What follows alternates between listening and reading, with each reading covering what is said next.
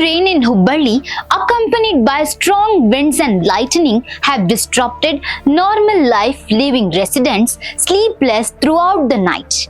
According to reports, the intense downpour led to a major incident near Priyadarshini Colony, 4th Cross in the Gokul Road area, where a massive tree was uprooted and fell onto the car. As a result, 2 cars parked in front of a house were badly damaged. The rainfall, which also affected surrounding areas, caused widespread disruption across the city. Several roads were submerged, turning into a lake condition due to continuous heavy showers.